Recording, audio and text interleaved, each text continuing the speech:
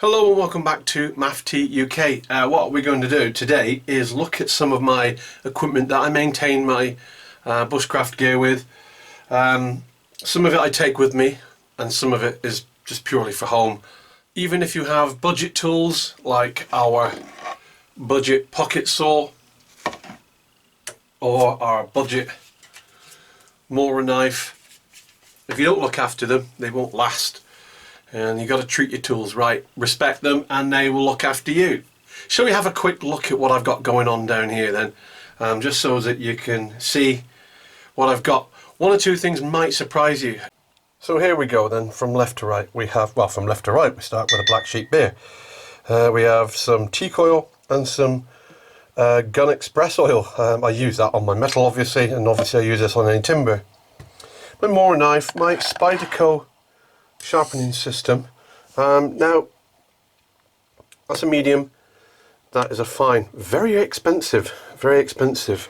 This is my Falcon Ivan Charlie 4 sharpening stone. It has a reverse side, medium and fine. I have my fire starting kit. I have my sharpening stone cleaner, which is basically an eraser. Some more fire starting stuff. Well, you can see what that is. Now then, a steel, sharpening steel, an old one, a very fine one too, and my Tamarax strop, and some cleaning agent for my metal as well, so I can clean it and oil it. And that's what I've got with me. Now the only thing I actually take out into the field with me for cleaning and maintenance is that. I only take that with me. I don't need anything else. I'm going to show you that a little bit more in detail now.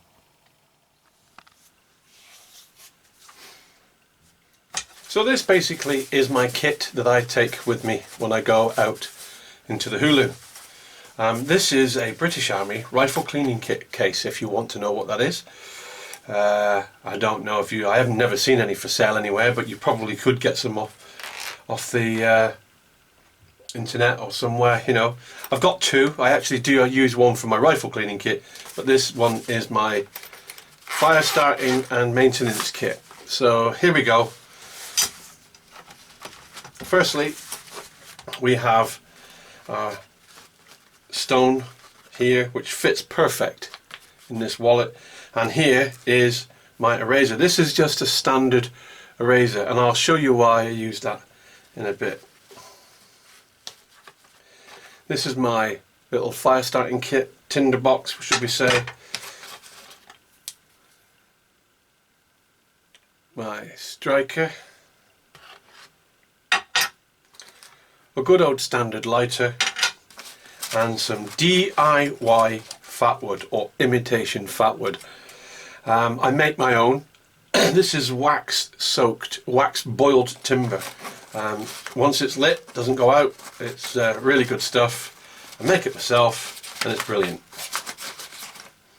And that basically is my kit. Let's have a look inside of my tin. I have some cotton balls, buds, whatever you want to call them, soaked in Vaseline, and you would have seen those in my last video being used.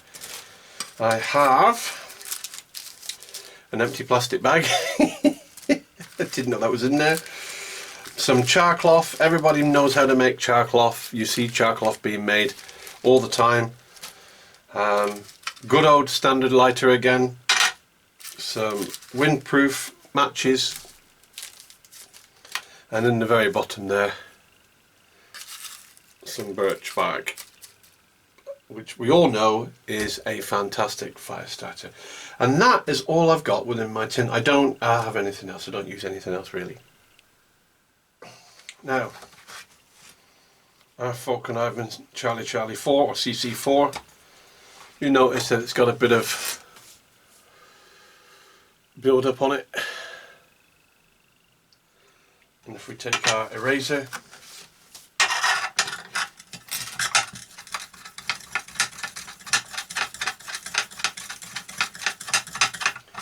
that will take off some of the fines you can use specially purchased ones like this. This costs a fiver, that costs 50p. And they both do exactly the same thing. They clean up the stone and get rid of all the gunk that's on it.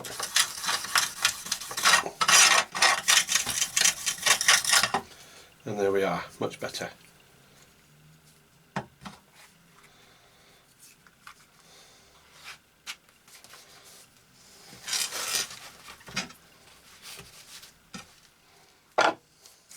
As I said previously, I have various ways of sharpening using my strops and my stones and using this beautiful system here. Now, I do enjoy using this. I'm not a master at it, so I'm not going to pretend that I am an expert sharpener. I did go and get myself taught by somebody. I went and did a course to sharpen blades, and it was brilliant. And I learned how to use stones and all sorts of stuff to get an edge back on that. And it only takes a few swipes. If you maintain your equipment, it doesn't take very much at all. But one of the best items that I found for sharpening, and I'm going to be honest, is this.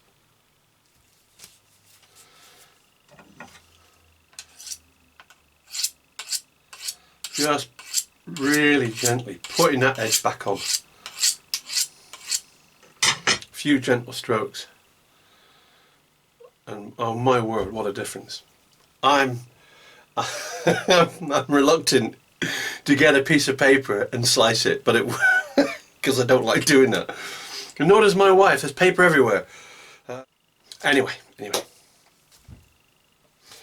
So the first thing we do when we take out after the field, we've been out using our knife, we don't just sharpen it. We've got to make sure that it's in good condition. We want to make sure that there's no burrs or we've got no chunks taken out of our blade.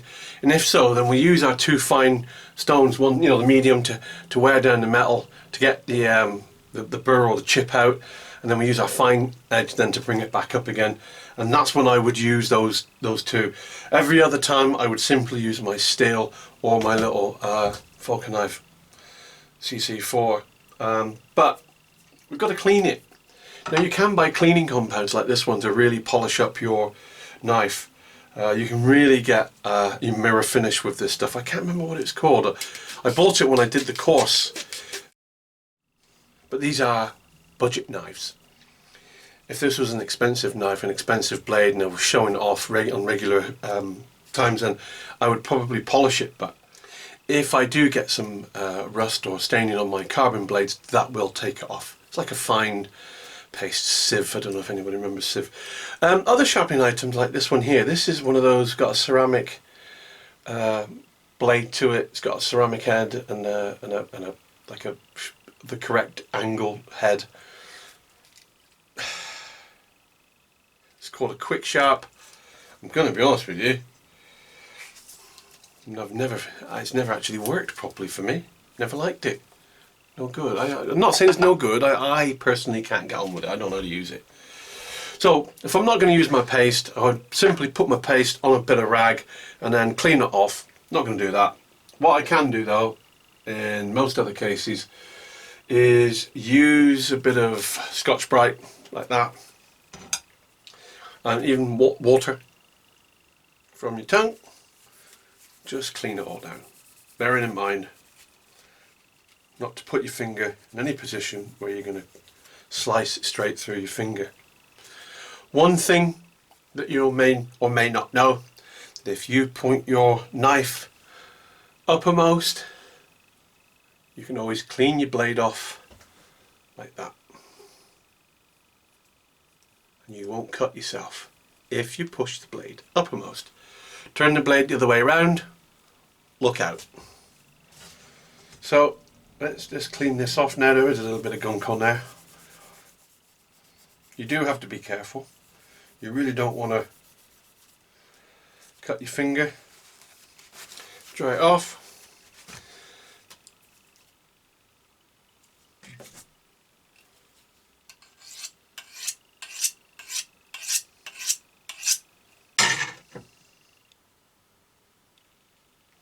That's fine. Now, oiling it up, I'm going to use gun oil. If I was going to use this knife for food preparation, you could use vegetable oil. You only need a bit. Using the same piece of cloth, just give it lightly going over.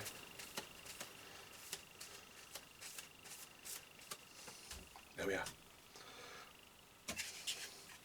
Nice and sharp, ready to go next time. Axe. Not rust bits, a bit of staining going on there. So I am going to use a little bit of my cleaning agent on this one. Just going to dab it on. Either side, don't need a lot. And give it a going over. That will get any debris off. Sometimes the trees can, saps in the trees can stain your blades, and you don't notice it at first, and then you get home and you leave it for a day or two and take it out and your blades are completely stained, and it's hard to get them back from that. It's like anything. Those are pits in the manufacturing of the blade itself, so to get all of those out is nigh impossible. Can't really, from your point of view, you might not be able to see much of a difference there, but it is much better. Again, don't need to do much with sharpening this.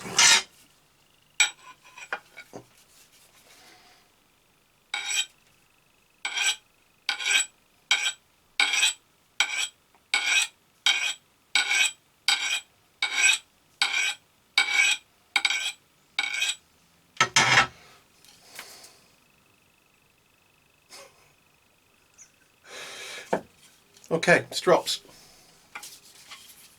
Another way of doing the same thing is using a strop. A strop uses friction and heat to remove the burrs off your axe. And this way, this paddle, you're supposed to use it like that. Now, before I put this away, I might not use it again for maybe 2 weeks, 3 weeks, a month, who knows. Might not use it again for the rest of the summer. I genuinely don't know. So it's always best to make sure that when you put this away, you look after it. You can buy waxes which are specifically designed to protect your knives and blades for long-term storage. Yes, yeah, you can, and it's not that mad money, but I don't have any. So what do I use? Well, you can just use oil if you wish. Or what I do actually like to use, believe it or not, is teak oil. Teak oil will leave like a residue around it over the blade. If I can get into this bottle, there we go. Teak oil's nasty stuff, by the way. Be careful of it. I will just go over my blade and axe head, not forgetting the pole.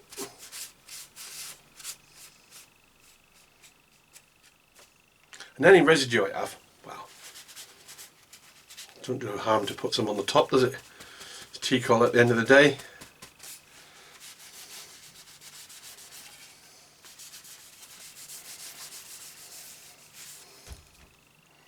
You can use whatever you want with that.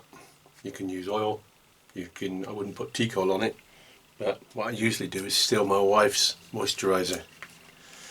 And I usually put that on it and keep it nice and supple. It keeps it really nice and soft. Just hope she doesn't watch this bit now, because I know she pays a fortune for it. So if it's good for her face, it's going to be good for that, isn't it? Shh, don't tell her. Right. I want to go back now to this little devil. Now on a nice flat surface here where I am now, I can put that down and put it on something like that, and it won't slip as much, but it will slip. If you're out in the hulu, there is a way, a very quick way to make yourself a little holder for it, and that goes like this.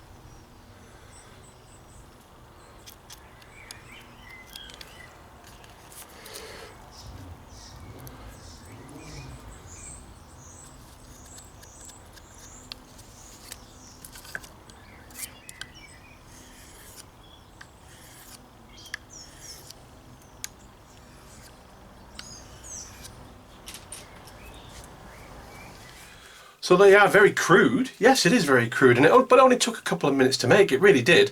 Once you found a log, split your log, make your cuts, do your measures, and try and get it to fit nice and tight. If you can get it to fit nice and tight, well, there you go. You don't have to hold it. You know, the key to that one is to make sure that you don't cut the grooves too big and keep the stone, sharpening stone, above the curvature of the piece of timber itself. That's the key with that one.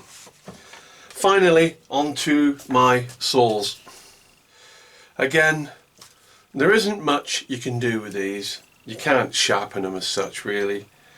All you can do is clean them down and make sure you've got any residue off them and give them an oil. And that's all you can do with that. And that's all that's necessary. There you go, clean, ready for use next time. Slightly different with the barrel. This is a hand sharpened blade.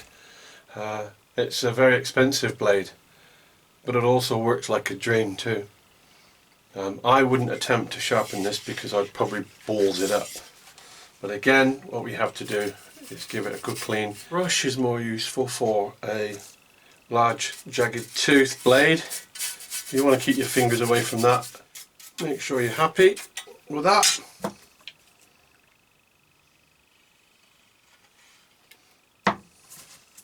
And all that little devil up.